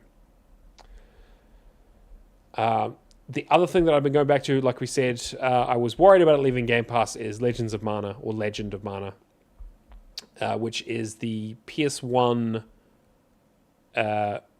sort of black sheep of the Mana series. It's kind of an interesting take where you kind of build your own adventure based around a map. You choose a part of a map and you kind of put map tiles down for various areas you can go to and various events you can do, and the order of those will kind of dictate like who you have access to, what weapons you can use, and that kind of stuff. There's a really good guide on PlayStation trophies that you can use, or PSN trophies, I think it is, that you basically need to use if you want to kind of like a streamlined experience. I started it back in January because I had done the other Mana game, Trials of Mana, and wanted to be like, oh cool, I'll just keep it going. And this one was very, very different, and kind of I bounced off it quite quickly. I'm now knuckling down and doing it, and I'm actually having a pretty good time with it. The guide is really, really good. Once you kind of get used to the mechanics, it's quite interesting. There's a lot of in-depth stuff that's kind of obfuscated, so I'm very glad to have a guide. I don't know how people work this stuff out back in the PS1 days, but yeah, it's fine. I'm about maybe halfway through. I'm about maybe like 12 hours. We'll see. There's like 67 different little like missions, but they're all usually quite short, but they're all like vignettes because you do them out of order, or you can do, there's various storylines. It doesn't really seem to have a big cohesive narrative like most of these games do. I'm interested to see where it goes, but I'm not loving it, but it's fine. And then the other two is I played some DLC while I was away. I did the Call of the Deep DLC that just got released, Siren's Rest, I think it's called, which is set after the end of the main game. I won't give any spoilers for the main game because you haven't played it, but it's set afterwards where you're basically coming back 10 years later to kind of go through the events of what happened and try and figure out, like, it's another character trying to figure out what happened. So you spend a lot of time underwater doing a lot of, like, most of it is like scuba diving stuff as opposed to the sort of more like oil rig stuff. So you're kind of under the water beneath it and kind of going down deep and investigating and getting collectibles. It's It's fine. It's more of the same kind of like, you know, you need to have a guide to make sure you don't miss anything, and there's a lot of like picking things up, but the achievements are relatively straightforward. I don't know if it really adds anything to the experience, especially considering the first game ends on quite like a quite definitive kind of like end of the story kind of interesting journey. But it's fine. It was cheap, and like it gave a little bit of like maybe a little bit more closure for the story stuff. They might do more. I'm curious if they do like a sequel, or maybe they kind of take this universe and go somewhere else with it. Maybe, I don't know, but it was fine. And then kind of in a similar vein, Liza P DLC, I kind of talked about it a few weeks ago when I started it, went back and finished it. It's fantastic. It's more content, sort of 5 more chapters, a bunch of strong, cool, fun bosses, some new weapons to play around with, new equipment, new type enemy types. They do reuse a little bit of stuff, which is a little bit disappointing. There's a little bit of stuff that I kind of recognized, but a lot of the new stuff is really cool. Neo Newborn of Astarian fame is also voices one of the main characters in it, which is really really good. And it is a fun little interesting time travel thing that also somewhat impacts small things in the base game as well when you go back to it. But really, like, again, just like that game is fantastic, and it's just more of that, and they've just kind of been like, here's a really good bite-sized like 5 to 10 hour kind of completion thing with just kind of like, new enemies, new bosses, play a bit more of it, and I was more than happy to go back to it, to be honest. But yeah, that's all I've had time to play recently, outside of grinding out cards in the Division. Kia, what about you? What have you been working on? Well, most of the stuff I've been working on has been co-op stuff.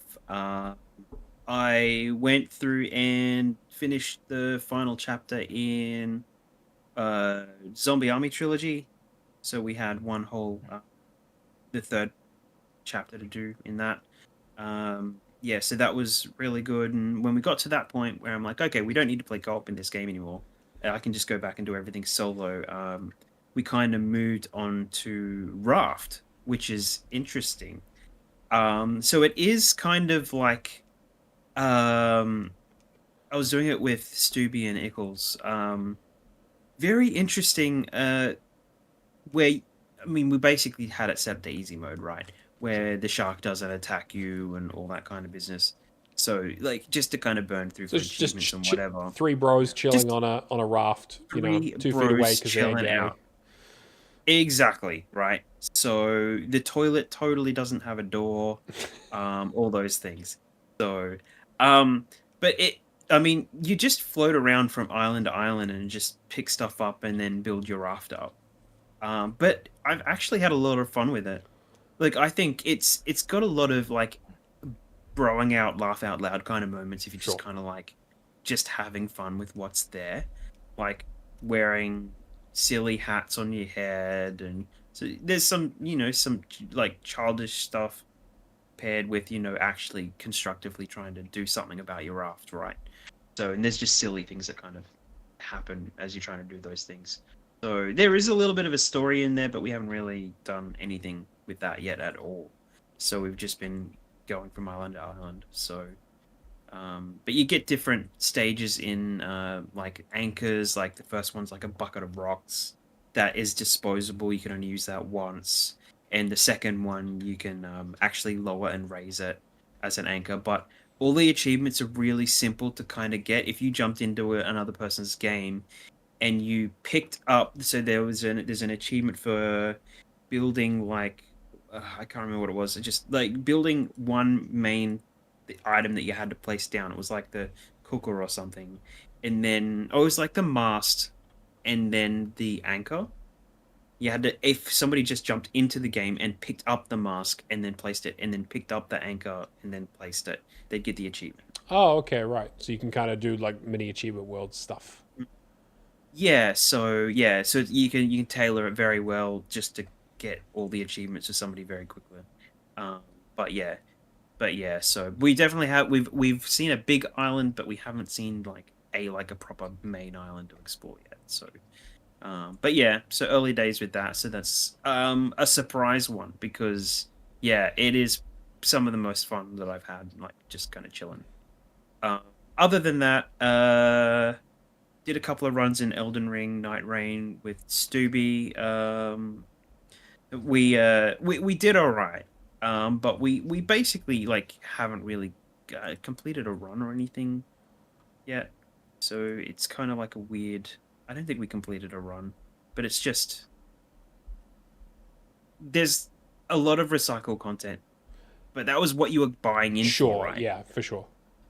It's like a full price game, and I'm not familiar with some of the later Dark Souls games or anything like that, but there's not a whole lot to it outside of doing the same 3 days, which is basically 2 days. It does a full day, and then it basically resets the circle zone, and then you do a second day, so you just build up your gear that whole time, and then you go into a boss fight.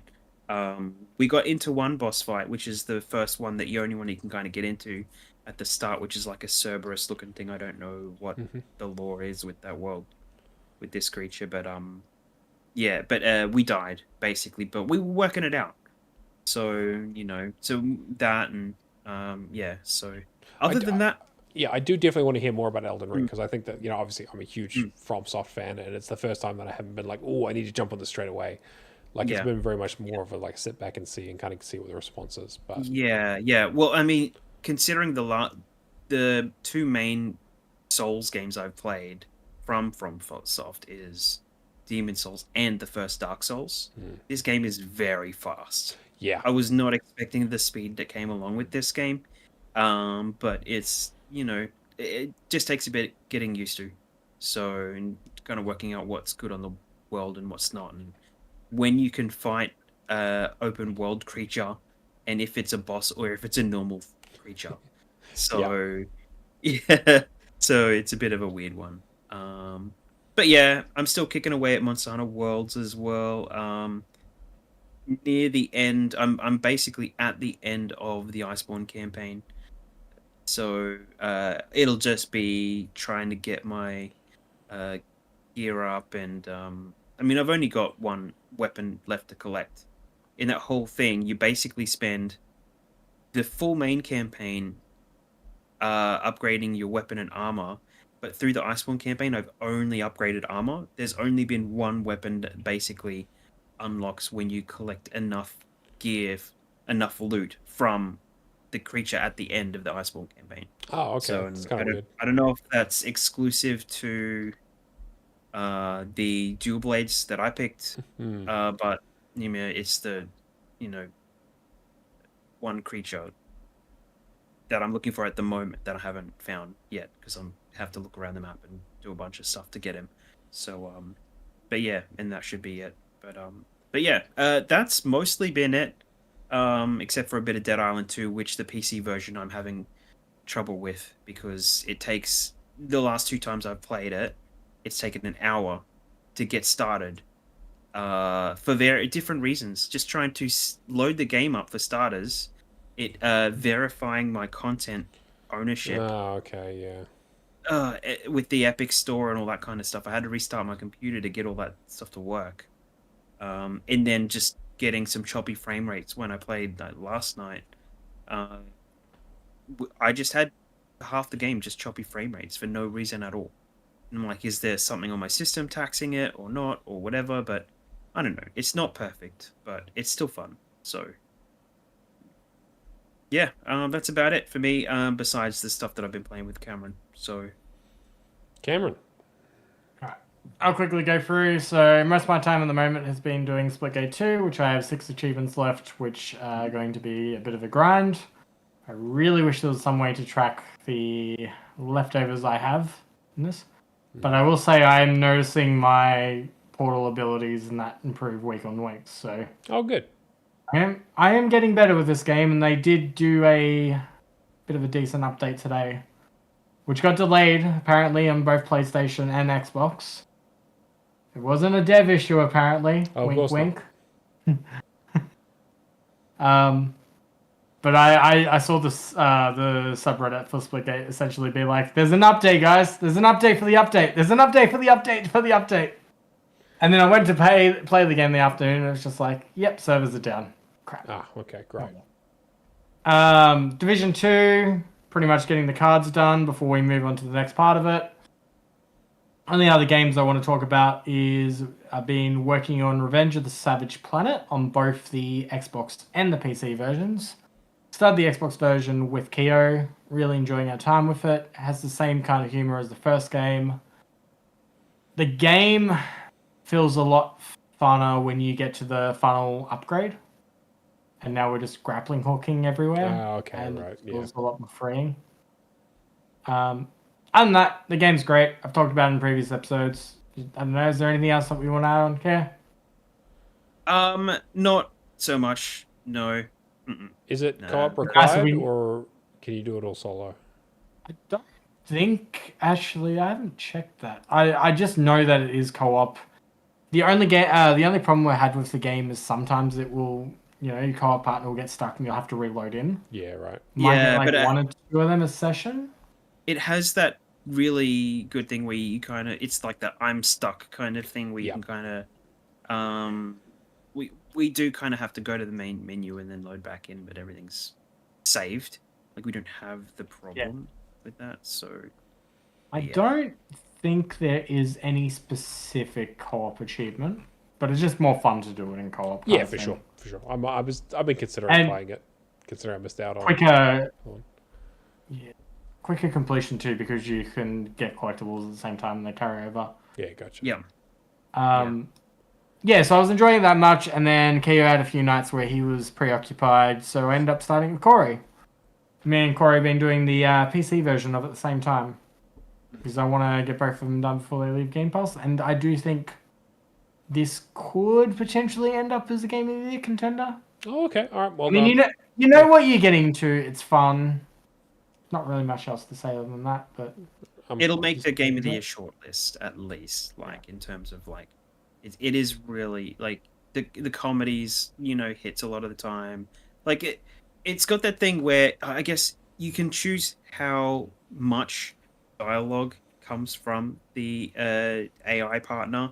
You have it on minimal or have it on like max, and there were things that I was getting that was still funny that Cameron wasn't getting. Right, gotcha. So it's like but then you get handheld a lot more. If you have more dialogue, it's got the Horizon Zero Dawn like talking constantly, where it's just like telling you where to go and what to do and stuff. But it had like a comical take in there with that content. But yeah, you just lose a little bit of I guess independence really in terms of exploring. So I'm getting shade for not playing Expedition 33. I do think there's another game on my list that is currently above Expedition. I need to complete both those games. Yeah. Because I feel like from what I played of one particular game that I'm going to wait until I get the full completion. I can't really, I mean, from what I've played of Expedition 33, it's great, but this will be a contender. Other than that, so we were really enjoying our time with Revenge of the Savage Planet the other night, and we got an upgrade, and we're finally starting to make some significant progress. And then we got roped into a Games with Gold game. So Kiku joined the party. Games with Gold game? What the fuck? Mm-hmm. What trash you guys been playing now? And told us that because of some Unity and backend stuff changing. There's some Unity, it's like Neo something or something. There's some backend server stuff that could cause some achievement issues, or we just don't know because it'll just be server stuff specifically. We don't know if it's going to affect any achievements. And Super Dungeon Bros was on that list. Oh god. Okay, and it is 4-player co-op dungeony crawler thing that is not as fun as let's just say not as fun as Revenge of the Savage Planet. It's not bad, but it is not 35 hours lengthwise fun. It looks painfully generic. Yeah, it is very generic. I mean, I've done like 2 runs today. It's not that bad, but existing in that co-op space, basically where co-op 4-player was all the rage kind of like thing, where this kind of game was being made. So Like, I will say it does seem like it is easy if you get the vampire and the glass cannon upgrades, because you got like these gauntlets that at the start of the run you just opt into. But the If you get 40 like the 40 times we had to reset to the main menu because we didn't get the right combination is not fun. Ugh. So, yeah. But it is a roguelike as well, as in terms of like every depth you get some upgrades, you get a better weapon, you finish a run, you get a 1% increase to your damage, and then you just go further and further with it. But it'd be interesting to see what is effective with this. We're going to try and get the 4-player achievement out of the way, and then I don't know what the plan is for the long haul. Just try and knock out anything that might have an online tag of some kind on it, just in case things don't unlock. So, and then offline... the last game I've been playing, which I started last night with Ireland and Miss Cannon, who was playing on Miss Cannon's stream, is Peak. I've been hearing great things about this game. Yeah. Peak is developed by Landfall, famously known for Haste, Tabs, what else? Those are probably the two recent titles. As well as Aggro Cab, which is responsible for Another Crab's Treasure, Going Under. Yeah. Great developers. Developer Land Crab has come out with this. They got the logo and everything lining the grave. It's very funny. Okay. So we're playing Peak, which essentially is co-op, like going up simulator, right? Mm-hmm. Mechanics around like having a stamina bar, climbing, but then there's poison all that decreases stamina. And it's a balancing act whilst also cooperating with proximity chat. So you can hear people screaming as they fall off the cliff past you. Amazing, yeah. Which is, quite honestly, it was probably me the most, because I wanted to run ahead and... What a fucking surprise that is. I mean, sorry. I did not want to run ahead. I wanted to run up. Climb ahead, I wanted to climb up as fast as I could. If you die, you basically haunt your friends, which leads to some funny moments. I don't know, Island, what else am I missing? I don't know, it was pretty good fun. I mean, played for about this 2 hours. game is streamer bait. Like, it is like, it's made to be streamed with people, and like I've seen it all over Twitch, and people seem to be having a great fucking time with it. Which, hey, fair enough. It looks really, really fun. It's got like 30,000 reviews already on that. Yeah. For something that was like basically put together as a game jam kind of stuff. Yeah. The fact that it's called Peak also is very funny to me. That it might end up on some Game of the Year.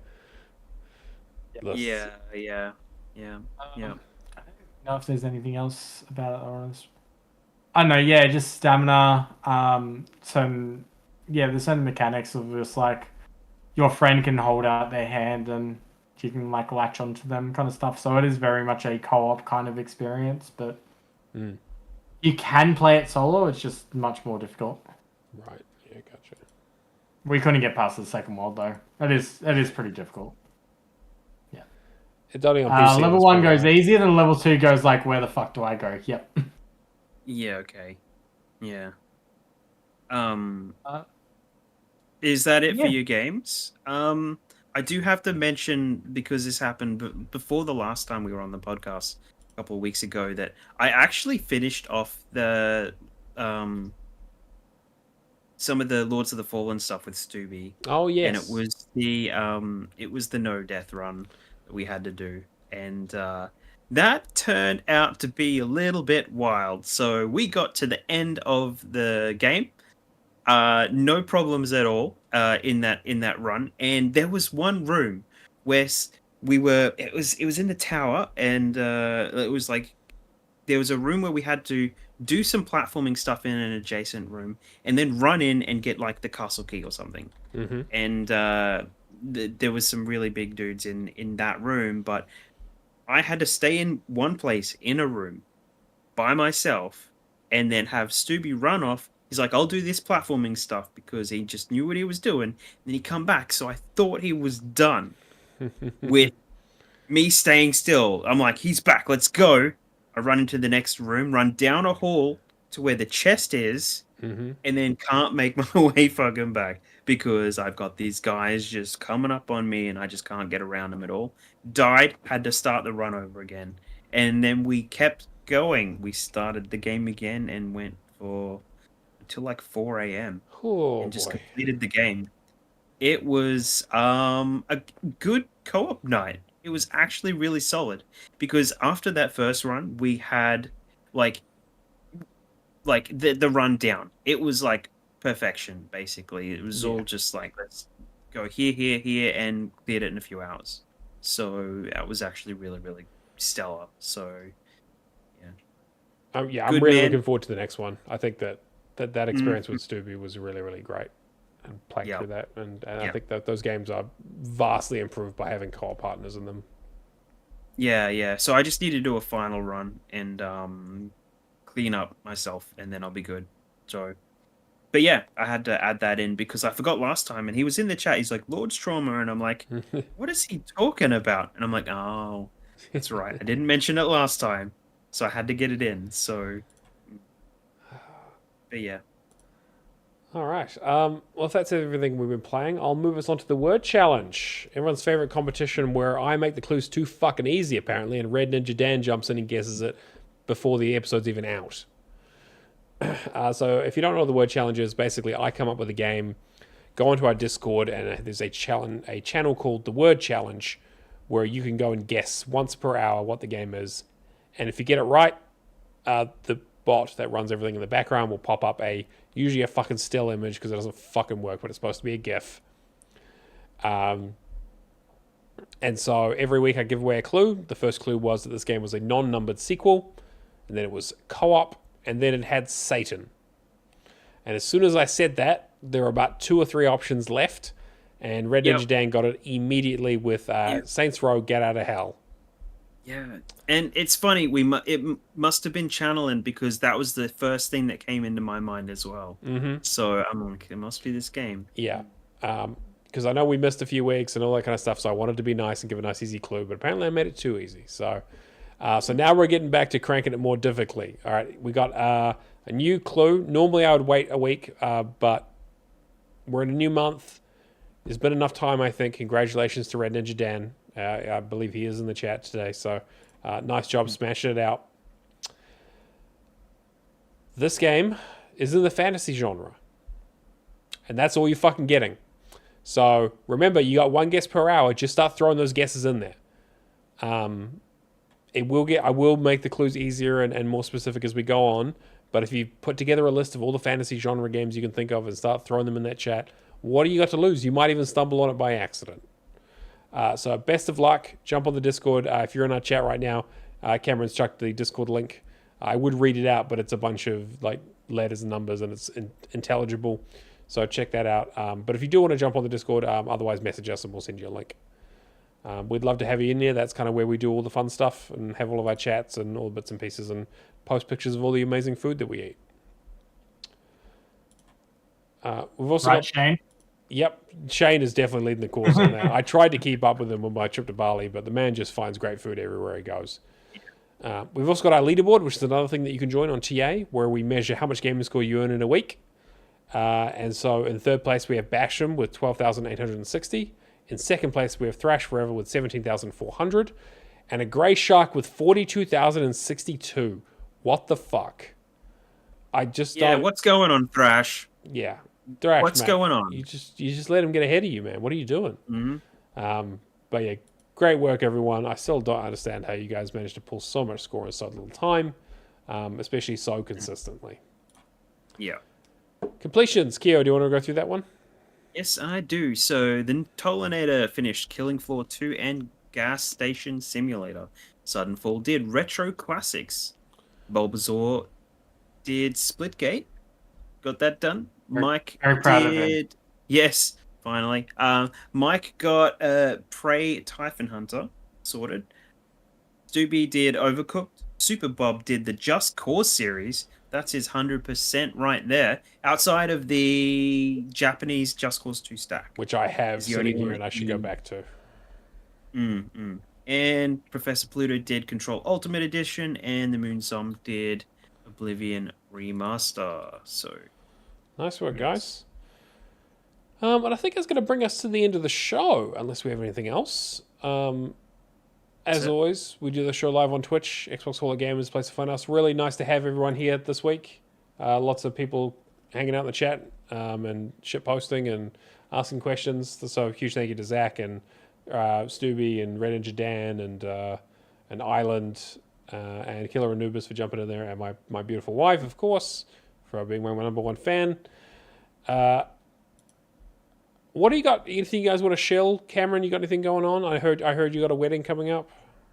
Got a wedding in 2 months, and I've lost a whole bunch of weight, and I don't know what else.